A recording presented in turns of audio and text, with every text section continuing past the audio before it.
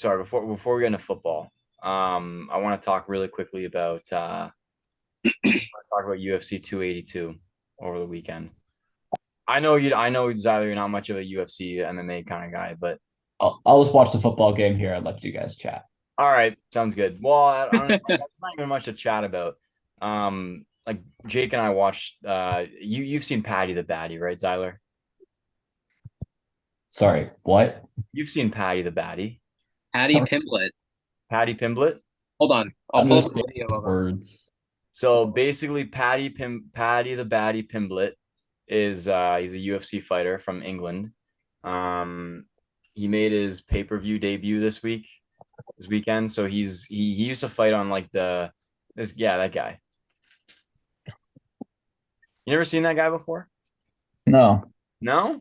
No He's way. he's like the next up and coming like entertainer in the UFC, like the next Sean O'Malley, Conor McGregor, like the entertainer. He's a Based on his joke. hairstyle, he looks like Or at he least looks like he he's belongs on Disney Channel. what's that? His hairstyle makes him look like he belongs on Disney Channel. Exactly. Like that. Yeah. He's a goof. He's a big character. Okay. Anyway, so he had his first big pay-per-view fight this weekend. And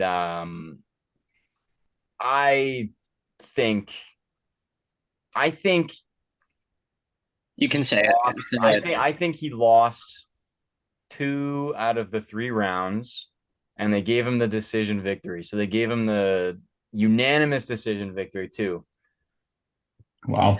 I know it's not just me because I've seen lots of people online on Instagram and even like in YouTube comments that say that was the worst decision that they've ever seen. It like everyone's saying it. Everyone is saying that Jared Gordon won that fight. It Uh, was bad.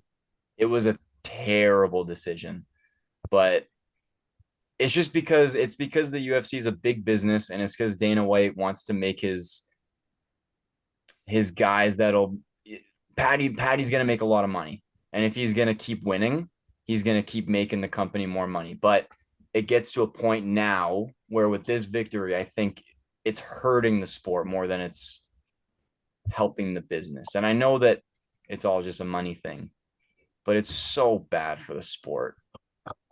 Like, And look what happened then in the next fight. There was a draw. I was gonna say I did see that actually. I saw on Instagram that there was a draw. there was a draw for the world light heavyweight championship. Yeah, so what happens in that case? Does the belt just stay with the winner? Glover is fighting. What's his name? The former champ is fighting one of the other contenders in the division. So So like the the two incumbent keeps the guys. belt. What's that? The incumbent keeps the belt then? So the belt was vacant. So the champion had the belt, but then he got injured, and just his tradition of martial art. If you're injured, you vacate your championships. So he vacated the title because he got injured. So Got it. this fight was for the lightweight title, um, and it ended in a draw. So it's still vacant. And so Got it. neither of the two guys that fought in the main event are in the next fight for the belt. It's two completely different guys. One of them was the most recent former champion. So the one, not the one who's injured, but the guy who lost To to the the injured guy guy? who just got hurt. Yeah. He's fighting for the belt against damn, I forget his name. I wish Carson was here to Don't look it up. For our listeners, the reason why we're not quoting anybody by name is because we don't know them. Well, I don't know how to pronounce it. I know Yeah, Glover I know their names. just get a Tejera. minute. There are a Just lot of hard names to pronounce. When I'm at like I'm a casual fan. And I think there's two Polish guys in like the guy who vacated was Polish, I'm pretty sure. Yeah, Blackowicz and he wasn't the one that vacated it, but they were the ones that Wakowicz fought Blackowicz fought. Oh my God, what's his name?